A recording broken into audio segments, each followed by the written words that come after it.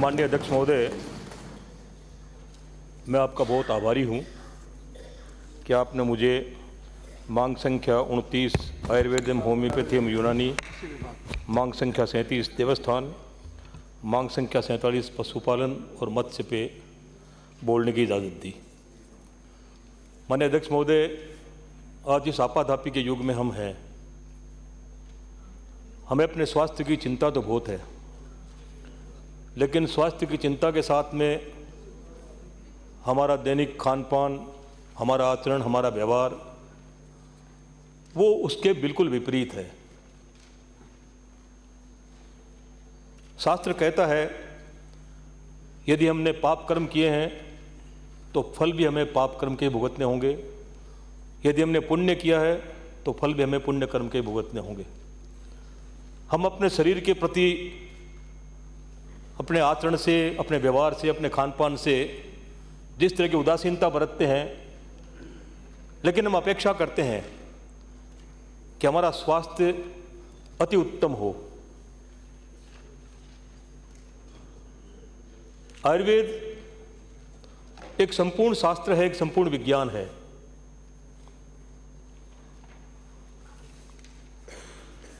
आयुर्वेद वेति इति आयुर्वेद है, जो आयु को समझने वाला हो वो आयुर्वेद है। लेकिन जिस तरह से हमारी इस शास्त्र का, हमारे इस विज्ञान का औपनिवेशिक काल से ही जिस तरह से इसका पराभव हुआ, जिस तरह से इसका पराभव किया गया, वो बड़ा एक चिंतनीय विषय था। तत्पश्चात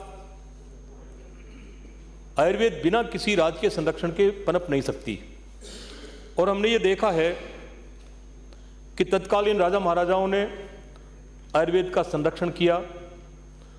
उन्होंने बड़ी बड़ी वेधशालाएं बनाई, न केवल वेधशालाएं बनाई बल्कि उन्होंने इस बात का पूरा ध्यान रखा कि आयुर्वेद के ज्ञाता, आयुर्वेद को समझने वाले, आयुर्वेद के शिक्षक,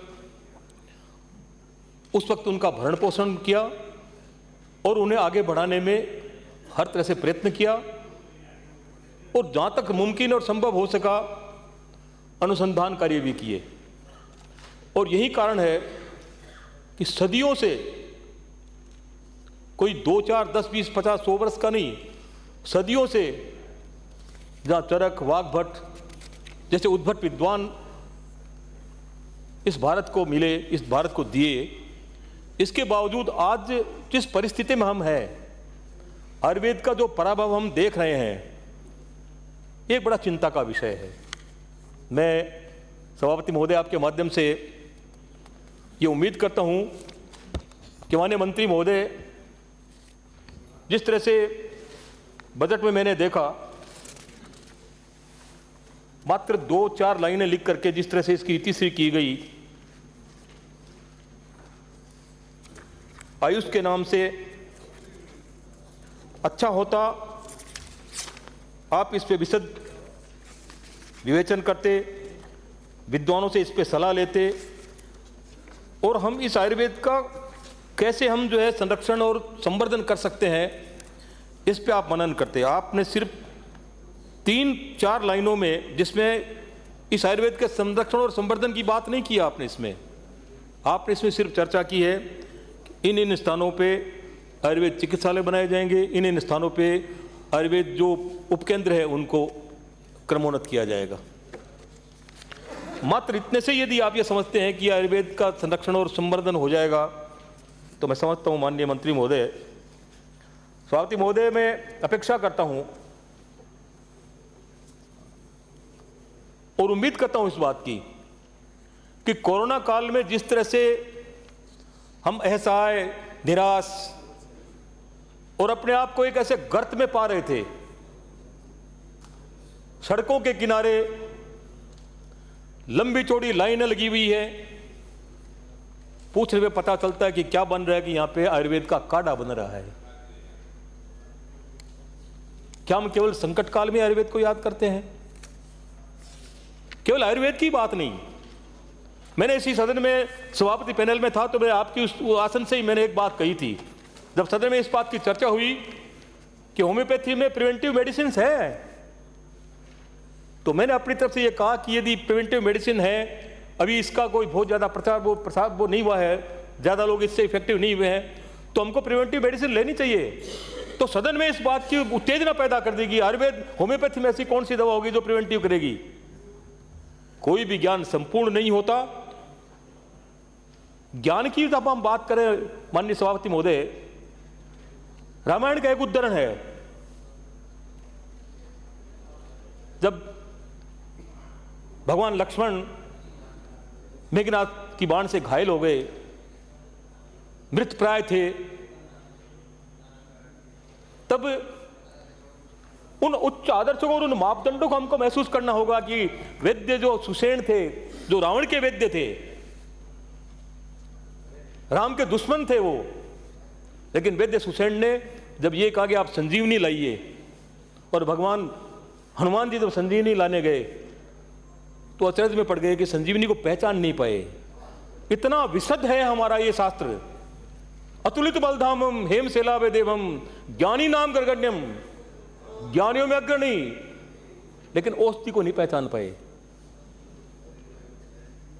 तो हम क्या ये समझे कि ज्ञान समाप्त हो गया?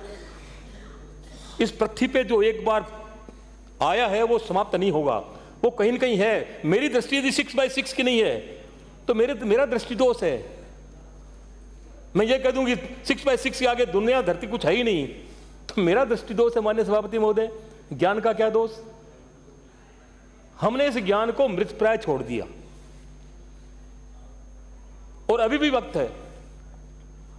केरल जो हमसे आबादी में, भौगोलिक दृष्टि से, सब तरह से हमसे बहुत पीछे है, लेकिन केरल में हेल्थ टूरिज्म के नाम से जिस तरह से पंचकर्म और जिस तरह की ये विधाओं को उन्होंने अपना रेवेन्यू जनरेट कर रहे हैं, तो क्या हमारे पास में अच्छे चिकित्सकों की कमी है? क्या हमारे पास में अच्छे गुणीजनों की कमी है? क्या हमारे पास में अर्थ का इतना अभाव है कि हम जो अच्छे शिक्षक पैदा नहीं कर सकते? क्या हमारे पास में इतना अभाव है कि हम अच्छे चिकित्सालय नहीं बना सकते? माननीय सभापति महोदय, आयुर्वेद एक शास्त्र नहीं, एक जीने की पद्धति है। और आयुर्वेद तो हमारे घरों में इतना अंदर तक बैठ गया कि आज हमारी किचन में पूरा आयुर्वेद है। हमारे जितने भी मिर्च मसाले हैं वो सब आयुर्वेद औषधियां हैं। परिवार में परंपराएं रही है कि जुकाम लग गई तो इसका काढ़ा दे दो, ये हो गया तो इसका वो दे दो, हल्दी, जीरा, धनिया, कलौंजी, सारे के सारे औषधियां हैं। लेकिन हमने आंख मूंद रखी है। कब तक मूंदेंगे? क्या हमको इस शास्त्र को, इस विज्ञान को मृतप्राय छोड़ देना चाहिए? आपस में चर्चा नहीं करें भाई, बहुत माननीय सभापति महोदय, समय की अपनी सीमा है, मुझे बहुत संक्षेप में करना पड़ेगा। लेकिन मैं अपेक्षा करता हूं, सरकार से अपेक्षा करता हूं, हमने क्या किया, तुमने क्या किया, ये नहीं किया, वो नहीं किया, के बजाय पंच में पढ़ने के, कोरोना में जिस तरह से इस आयुर्वेद ने अपनी महत्ता साबित की, उसको देखते हुए हमें हेल्थ टूरिज्म पे ध्यान देना चाहिए। हमको अच्छे अच्छे जो है कार्य केंद्र बनाने चाहिए, जहां पंचकर्म जैसे अच्छे जो है वो चिकित्सक बैठे हैं, पंचकर्म जैसे अच्छी औषधियां हो। हमको संरक्षण में आयुर्वेद का अनुसंधान करके अच्छे जो है गुणवत्तापूर्वक औषधियां बनानी चाहिए। लेकिन इसमें केवल सरकार का ही दोष नहीं मान रहा हूं माननीय सभापति महोदय, मैं आयुर्वेद चिकित्सकों का भी दोष मानता हूं। आयुर्वेद चिकित्सक अपने आप को इतनी हीन भावना में महसूस कर रहा है कि वो अपने आप को आयुर्वेद चिकित्सक, वैद्य कहने में भी उसको लज्जा आ रही है। वो वैद्य नहीं कहलाना चाहता, डॉक्टर कहलाना चाहता है। जिस विधा में आपने अपना ज्ञान अर्जित किया है, जिस विधा से आप पारंगत होकर के इस शास्त्र का आपने अध्ययन किया है, आज आप उस विधा से आपको लज्जा महसूस हो रही है, तो आपको नहीं करना चाहिए था। मैं इस सदन के माध्यम से उन्हें भी संदेश देना चाहता हूं, कल से नहीं, आज से ही, अभी से अपने आप को वैद्य कहलाना पसंद करें, अपने आप को आयुर्वेद चिकित्सक कहलाना पसंद करें, ताकि आपकी विश्वसनीयता कायम हो। माननीय सभापति महोदय, आयुर्वेद क्या कहता है? स्वस्थस्य स्वास्थ्य रक्षणम आतुरस्य विकार प्रशमनम च। स्वस्थ व्यक्ति के स्वास्थ्य की रक्षा करना और आतुर को निरोग करना, यह शास्त्र है आयुर्वेद। लेकिन इस शास्त्र को हम यदि अब नहीं संभाल पाए तो बहुत, माननीय सभापति महोदय, बहुत विलंब हो जाएगा। हमको कुछ ऐसे काम करने चाहिए, जैसे आयुर्वेद चिकित्सक है, आरजीएचएस में उसको शामिल करना चाहिए। वो रिटायर्ड है, वो सर्विस में है, उसको अधिकृत किया जाना चाहिए। और सारी औषधियां, उसको केवल चूर्ण चटनी तक सीमित कर रखा है आपने। लवण भास्कर चूर्ण ले लेना, समाप्त हो गई बात। जब मेडिकल साइंस में आप जो है 40-40 हज़ार रुपए की दवा एक अपने सरकारी स्तर पे दे सकते हैं, तो क्या अच्छी भस्में, अच्छे जो है पिष्टियां जो आयुर्वेद की है, किसी रोगी को आप नहीं दे सकते? माननीय सभापति महोदय, इस पे मंथन होना चाहिए। सरकारी स्तर पर इस पे जो है चिंतन और मनन करके हमको अच्छे चिकित्सकों का संरक्षण करना चाहिए। अच्छे अच्छे औषधालय खोलने चाहिए। जहां जहां मेडिकल कॉलेजेस हैं, सीकर में मेडिकल कॉलेज खोला, सीकर में अस्पताल खोला, 50 बेड का अस्पताल खोला। केवल जो रोजमर्रा के जो पेशेंट आते हैं उनके लिए तो, आउटडोर पेशेंट के लिए तो बना दिया, लेकिन 50 बेड का इंडोर पेशेंट के जो कक्ष थे वो नहीं बन रहे हैं। सरकार बदल गई, अब क्या करें? अब इंतजार करें या तो 5 साल का। या आपके माध्यम से मैं सरकार, माननीय मंत्री महोदय से कहना चाहूंगा कि सरकार ने जो है आयुर्वेद औषधालय सीकर में खोला है, तो आउटडोर पेशेंट के साथ साथ इंडोर पेशेंट्स की व्यवस्था भी आप करिए वहां पर। और न केवल वो व्यवस्था करिए, बल्कि सीकर अपने आप में टूरिज्म का इतना बड़ा हब बन रहा है। आपने महसूस किया होगा, देखा होगा, अखबारों में पढ़ा होगा, आपको टीवी चैनल से पता चला होगा कि खाटू श्याम जी में 20 लाख यात्री जो है वार्षिक मेले पे आते हैं। सालासर मेला, खाटू श्याम जी मेला, शाकंभरी मेला, जीण माता मेला। यदि आप सीकर और आसपास के इलाके में अच्छे पंचकर्म के अच्छे आप जो है प्राकृतिक चिकित्सालय के अच्छे आप सेंटर डेवलप करेंगे, 5 स्टार कल्चर के डेवलप करेंगे, तो निश्चित रूप से न केवल आयुर्वेद का संरक्षण होगा बल्कि आपकी रेवेन्यू भी जनरेट होगी। माननीय सभापति महोदय, हमारे पास में जंगल पड़े हुए हैं। आज हमारे वन मंत्री जी आए नहीं है। उन जंगलों में मेरे माननीय हमारे जो नेता प्रतिपक्ष हैं, उनके नाम से जिस पौधे की बात की जा रही है, मैं उसका नाम तो ले लूंगा, लेकिन मैं जंगली बबूल कहूंगा उसको। उस जंगली बबूल के स्थान पे हम जो है औषधीय पौधे का वहां पे निर्माण क्यों नहीं करते? औषधीय पौधों को हम क्यों नहीं लगाते वहां पर? यदि हम औषधीय पौधों को वहां पे लगाएंगे, धीरे धीरे पौधे पनपेंगे, उससे न केवल किसानों की आय होगी, बल्कि बहुमूल्य औषधियां, जो ऐसी औषधियां जो लुप्त प्राय हो रही है, उन लुप्त प्राय औषधियों को भी हम जो है दोबारा अपने रोजमर्रा की जिंदगी में ला करके हम उसका जो है उत्पादन कर पाएंगे, और निश्चित रूप से उसका आयुर्वेद का भला होगा। आयुर्वेद एक विशुद्ध शास्त्र है, लेकिन इस शास्त्र को बिना सरकारी संरक्षण के मात्र हम ये छोड़ दें कि अपने आप जो है ये अपना संरक्षण कर लेगा, ये संभव नहीं है। कोरोना में हमने जिस तरह से आयुर्वेद चिकित्सकों की सेवाएं ली, हमने ये भी कहा कि जो आयुर्वेद जो मेडिकल चिकित्सक कोरोना से प्रभावित होकर के जिनकी कैजुअलिटी होगी, उनको हम जो है 50 लाख रुपया देंगे। तो क्या वो आयुर्वेद चिकित्सक जो वहाँ पे अपनी सेवाएं दे रहा था, जो होम्योपैथी का चिकित्सक वहाँ पे सेवाएं दे रहा था, जो यूनानी चिकित्सक वहाँ पे अपनी सेवाएं दे रहा था, तो उसके प्राणों की कोई कीमत नहीं? यूनानी भी विधा है। हमको ज़्यादा से ज़्यादा होम्योपैथी के डॉक्टर्स को हमको अच्छी कॉलेजेस बनानी चाहिए। आज राजस्थान में मात्र जो है 2 सरकारी कॉलेज हैं। अच्छी कॉलेज बनानी चाहिए हमको। अच्छी कॉलेज यदि होगी, अच्छे डॉक्टर्स निकलेंगे। माननीय सभापति महोदय, मैं कलकत्ता रहा हूँ, लंबे समय तक मैंने प्रवास किया है वहाँ पर। वहाँ पे हर गली के नुक्कड़ पे आपको जो है होम्योपैथी का डॉक्टर मिल जाएगा, सस्ती दवा। मैंने अपने व्यक्तिगत जीवन में देखा है। मेरा पुत्र है, उसको कोई प्रॉब्लम हो गई, डॉक्टर से बात की, डॉक्टर ने कहा साहब इसमें तो ऑपरेशन करना पड़ेगा, मात्र 4 साल की आयु। लेकिन जब मैंने अपने इसी विधानसभा के माननीय जो होम्योपैथिक चिकित्सक थे, मैंने उनसे बात की, तो उन्होंने कहा कोई नहीं, जरूरत ही नहीं इसकी, दिखाया, ठीक हो गया। हमको अच्छे बच्चों के लिए होम्योपैथी के चिकित्सालय खोलने चाहिए, जो स्पेशली जो है बच्चों के लिए हो। लेकिन माननीय सभापति महोदय, एक शब्द है मसाणिया बैराग। आप समझते हैं मसाणिया बैराग? आदमी जब शमशान घाट में जाता है तब अचानक दीन दुनिया उसको बिल्कुल से ये अजीब लगने लगती है। क्या जीना, क्या मरना, काहे की दुनिया, क्या दुनिया। वैराग्य उत्पन्न हो जाता है। वो सब कुछ को त्याग देना चाहता है, लेकिन जब बाहर आता है तो वही जूतम पेजार।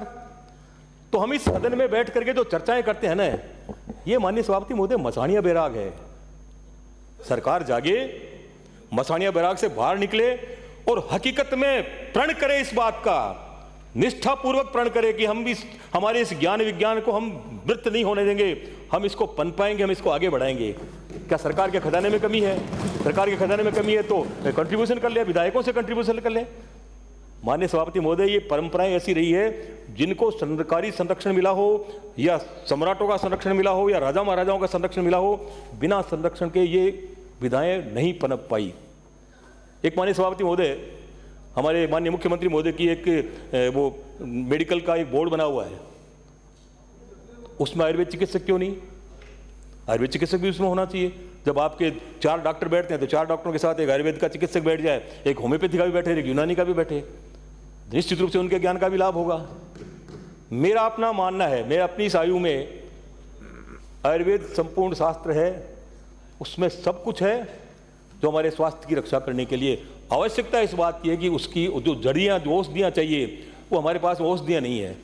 अब हम लवण भास्कर और चूर्ण चटनी खिला करके हम यदि करना चाहें तो माननीय सभापति महोदय, ये थोड़ा मुश्किल काम है।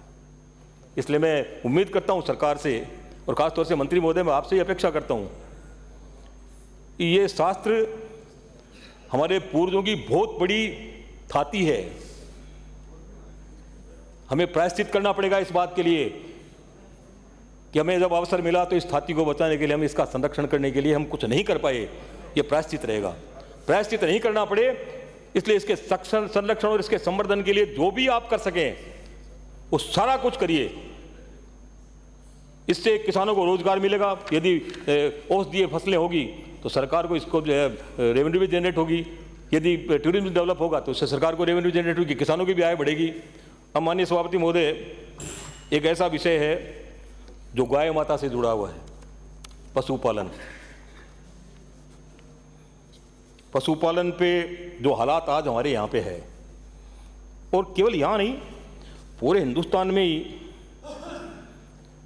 और इसकी जो परेशानियां जो है इससे संबंधित, मैं पढ़ रहा था आपके इस बजट को, इसमें आपने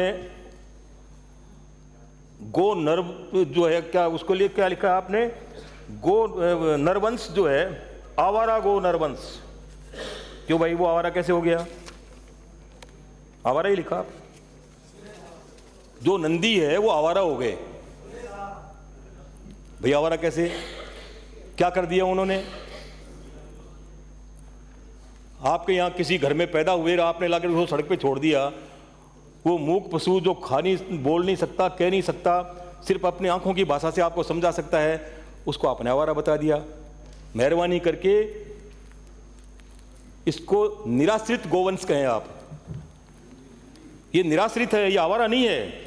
इसको आवारा कह करके इसको लज्जित मत करिए आप, ये निराश्रित है। सभापति महोदय, गाय के लिए शास्त्र क्या कहता है? भुक्त्वा तृणानि शुष्कानि पित्वाम तोयम जलाशयम। सूखे तृण खा करके, तालाब का पानी पी करके हमें दूध देती है। गावो विश्वस्य मातरः है, गाय दुनिया की माता है। उस गाय की आज हमने हालत क्या कर रखी है? सड़कों के किनारे, हाईवेज पे, क्या कभी हमने चिंतन मनन किया इस बात का? जो भी सरकार आती है, अभी हमारी सरकार ने भी ये गोपालन विभाग बनाया, तो गोपालन वो निर्देशालय बनाया, तो गोपालन निर्देशालय बनने से गायों का संरक्षण हो जाएगा। उसको जमीन तक उतारिए। गाँव में भी, शहरों में भी उसके छोटे छोटे ऑफिसेज बने, वहाँ पे सारा इंफ्रास्ट्रक्चर हो और अच्छी गौशालाएं हो। और जब तक माननीय सभापति महोदय हम इसको नरेगा से नहीं जोड़ेंगे, खासतौर से नंदियों की जो समस्या मैं आपको बता रहा हूँ, इस नंदी की समस्या को जब तक हम नरेगा से नहीं जोड़ेंगे, हाईवेज पे कितने एक्सीडेंट होते हैं। माननीय मंत्री महोदय, यदि आप अपना रिप्लाई दें तो उसमें आप यदि बताने की कृपा कर सकें कि इन नंदियों से हाईवेज पे कितने एक्सीडेंट होते हैं। अखबार में एक दिन छपता है या टीवी पे आ जाता है, एक्सीडेंट हुआ, 10 आदमी मर गए, 2 आदमी मर गया, 5 आदमी मर गए। हमारे इस सदन के एक माननीय सदस्य ने भी अपने प्राण जो है, पार्लियामेंट के भी पार्लियामेंटेरियन थे, उन्होंने भी प्राण खोए थे। हाईवेज पे जो एक्सीडेंट हो रहे हैं, मेरा अपना एक छोटा सा सुझाव है विनम्रतापूर्वक, यदि हम इनको टोल से जोड़ दें कि जिन जिन हाईवेज पे ज़्यादा जो है वो एक्सीडेंट पशुओं की वजह से हो रहे हैं, वहाँ टोल वाले जो है उसका अपना कोई इनको चार्ज करे, कोई मैकेनिज्म डेवलप करे वो, और उन गोवंश का वो मॉनिटरिंग करके वहाँ से उनको हटाए। और वो चाहे कहीं पे भी कोई छोटा मोटा अपना कोई बाड़ा बना ले या कुछ भी कर लें, जहाँ वो उनका रख करके और उनका भरण पोषण करे। दूसरा, माननीय सभापति महोदय, बिराजे साहब, ये रोजमर्रा बढ़ रही है, ये कम नहीं हो रही है। अभी मैंने देखा आपके बजट में आपने 400 करोड़ रुपए जो है असोर्टेड सीमन के लिए इसमें रखे हैं। मेरा इसमें सुझाव है अपना, एक असोर्टेड सीमन को आपने तो जनरलाइज कर दिया, इसको पायलट प्रोजेक्ट के रूप में आप लें कि फला जिला हमने इसको पायलट प्रोजेक्ट के रूप में लिया है जिसमें असोर्टेड सीमन होगा। उसका फायदा ये होगा कि असोर्टेड सीमन से आपके पर्टिकुलर उस जिले में जो गोवंश पैदा होगा वो गायें पैदा होगी। और अधिकतर ये देखा गया है कि गायों को लोग बाहर नहीं निकालते, गायों को लोग अपने घर में रख लेते हैं। तो यदि हम गायों को असोर्टेड सीमन के माध्यम से किसी जिले को पायलट प्रोजेक्ट पे लेकर के हम यदि वहाँ पे उनका रोज जो सड़कों पे आ रही है वो धीरे धीरे वैसे कम नहीं होगी। माननीय सभापति महोदय, बिराजे साहब, उसको रोकना पड़ेगा हमको। रोकेंगे कैसे? रोकने का एकमात्र जरिया है करेंगे असोर्टेड सीमन से पायलट प्रोजेक्ट बना करके एक जिले को आप उसमें सम्मिलित करें। उसमें आप जो है इस बात का आंकलन करें कि एक वर्ष में जो यहाँ पे जो पैदा हुए हैं उसमें गायें कितनी है और बछड़े कितने हैं। धीरे धीरे ये संख्या कम होगी। और इनका एक और भी काम किया जा सकता है, 2 मिनट और लूंगा बस, अब हो गया इनका आपका बंदीकरण भी आप कर सकते हैं। बस आप धीरे धीरे इनको आप बंदीकरण करेंगे। बिराजे हो गया आपके 1 मिनट और लूंगा माननीय सभापति महोदय, बहुत जरूरी बात करना है। 25 मिनट दे दिए मैंने, 20 लिखे मैं हुए हैं। भी तब कभी और मैं उस पीछे आसन कट पे जाएंगे बैठा और और आप यदि बोलने लगे तो मैं भी फिर यही कहूंगा। 2 मिनट का समय दीजिए मुझे आप। अब माननीय सभापति महोदय, जो समय दिया हुआ है, प्लीज आप मुझे डिस्टर्ब करें, 2 मिनट में बोल पाऊंगा मैं। आज जो है पशुओं का जो परिवहन है माननीय सभापति महोदय, पशुओं के परिवहन की एक बहुत बड़ी समस्या हो रही है। खासतौर से सीकर, झुंझुनू, चूरू, जोधपुर, नागौर, ये कुछ ऐसे जिले हैं जहाँ से किसान के घर से अपने बकरी भेड़ जो है वो लेकर के आता है व्यापारी, वो उनको दिल्ली भेजता है, कश्मीर भेजता है। रोजमर्रा उसके सामने ये समस्याएं आती है कि कभी तो पुलिस वाले और कभी आपके ये जो बने हुए हैं, जो एनजीओ बने हुए हैं, ये उनको रोकते हैं। कोई ऐसा मैकेनिज्म आपको डेवलप करना चाहिए माननीय मंत्री महोदय कि रोजमर्रा जो अपने पशुओं को, पशु जो है वो कोई कहीं से उठा के नहीं लाए, चोरी करके नहीं लाए हैं। वो पशु वो है जो किसान की आय बढ़ाता है। किसान के घर से पशु लेकर के व्यापारी आता है, उन पशुओं को वो अपने जो है दिल्ली और मुंबई और कश्मीर तक भेजता है। उनको जो रोजमर्रा जो परिवहन कर रहा है उसमें किसी तरह की उसको परेशानी नहीं होनी चाहिए। अपने अधिकारियों के साथ बैठ करके कोई ऐसा मैकेनिज्म डेवलप करें कि उनको परमिशन आप दें, कोई न कोई ऐसी चीज करें जिससे ये इस तरह की जो व्यवस्थाएं जो है रुके, ताकि उनके साथ जो हो रही है अन्याय है वो भी रुके। आपने समय दिया, बहुत श्री बाबू सिंह जी।